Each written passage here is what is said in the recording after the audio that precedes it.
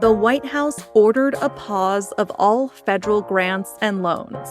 That's where we're starting the 7 from the Washington Post. I'm Hannah Jewell. It's Tuesday, January 28th. Let's get you caught up with today's 7 stories. The White House Office of Management and Budget sent an internal memo to federal agencies yesterday. It instructed them to temporarily pause all grants and loans that are disbursed by the federal government.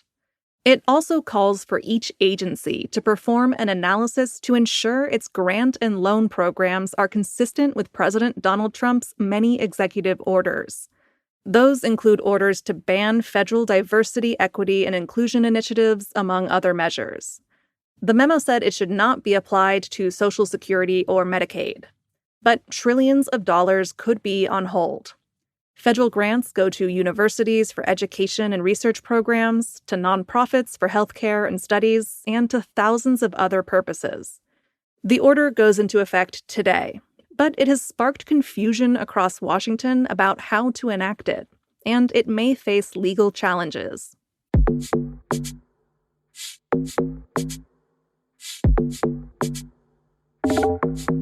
President Trump has threatened country after country with U.S. economic weapons. That's number 2. Trump has been in office for just over a week, but already he has threatened to impose major economic penalties on at least a half-dozen countries. They include Mexico, Canada, Russia, Denmark, and Colombia.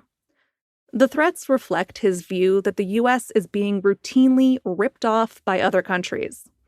But the demands put him on track for simultaneous confrontations around the globe. It could impact your wallet, too. Trump has threatened to impose increased tariffs on products from Mexico, Canada, and China as soon as this Saturday. If he follows through, it could significantly increase consumer prices. Tomatoes, t-shirts, and cars are among the items that could get more expensive. You can find a list of items that may be about to get pricier in our newsletter today. Just follow the link in our show notes.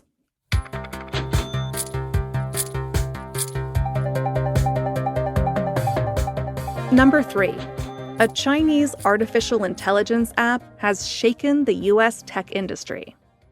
Over the weekend, a free AI app called DeepSeek rocketed to the top of Apple's App Store in the U.S. Developers say it offers similar features to U.S.-made rivals like ChatGPT, but at a fraction of the cost to develop and run. That caused a shockwave in the U.S. tech industry, with several tech stocks sliding yesterday. The AI chipmaker Nvidia lost $589 billion in market value.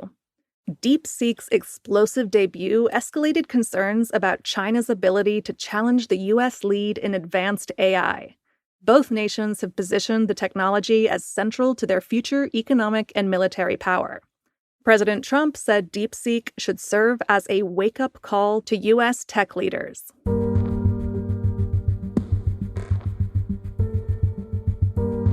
Holocaust survivors marked the 80th anniversary of the liberation of Auschwitz. That's number 4. On January 27, 1945, Soviet troops arrived at the notorious Nazi death camp in occupied Poland, where more than 1.1 million people died during World War II. The vast majority of them were Jewish and were killed in gas chambers soon after their arrival. Others were shot or died of disease and starvation. Mary Ann Miller is a survivor who spoke at the Holocaust Memorial Ceremony at the UN General Assembly yesterday. My name is Mary Ann Miller, and I am a Holocaust survivor. I was born into the Holocaust. I was just a baby, but I can still say in first name, I have been there. It didn't happen in the dark Middle Ages. It happened only 80 years ago, 1944. Other survivors gathered yesterday at Auschwitz to commemorate the camp's liberation. It was probably the last major anniversary that some of them will be able to attend. Many world leaders were there. But organizers said they decided against incorporating speeches by politicians this year so that survivors would be the central focus. The anniversary came as anti-Semitism and far-right political parties are on the rise in Europe, including in Germany.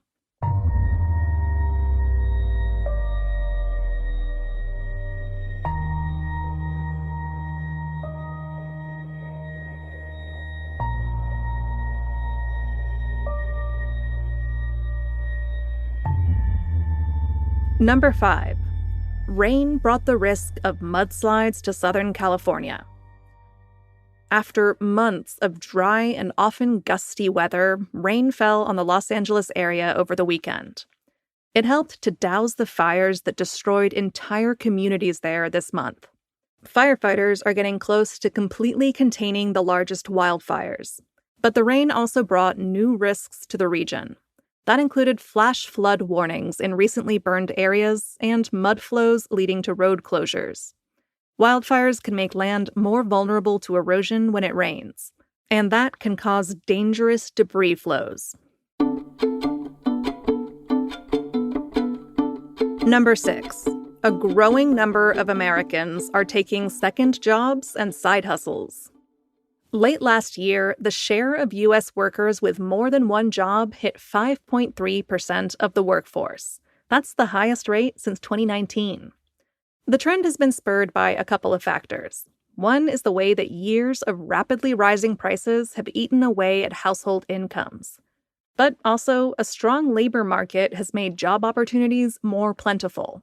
That has made it easier for people who want to boost their earnings with an extra job to find one. People are taking gig work on platforms like Uber and Instacart, they're monetizing their hobbies, and they're working extra jobs from home. But many of those with multiple jobs say it comes at a cost. Perhaps unsurprisingly, the extra work can take a toll on sleep, mental health, and time spent with their families.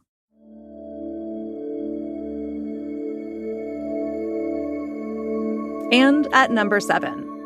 Airplanes landing in Denver caused it to snow. A bizarre phenomenon happened in the skies over Denver this weekend. On Saturday night, flights landing at Denver International Airport helped trigger the formation of ice crystals in a cloud layer just above the ground. That produced a little bit of snow, though not enough to accumulate. As the planes made their final approach, they flew through a cloud of supercooled water droplets. Those are water droplets that remain liquid even at temperatures below freezing because they have nothing to freeze onto to become snowflakes. That is, until the planes flew through. So now you know about the fascinating phenomenon of plane effect snow. Don't say we never teach you anything here on The 7.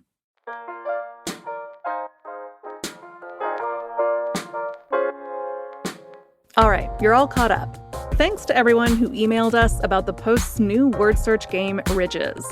A huge shout out especially to Amy's husband, who has a top score of 266. If you haven't played Ridges and don't know how impressive that is, go find the game at the bottom of our newsletter. Our newsletter is also where you can find links to all the stories I talk about here on the podcast. It's totally free and a great way to keep yourself informed on the go. So find a link to the 7 Morning Briefing in our show notes and hit subscribe. I'm Hannah Jewell. I'll meet you back here tomorrow.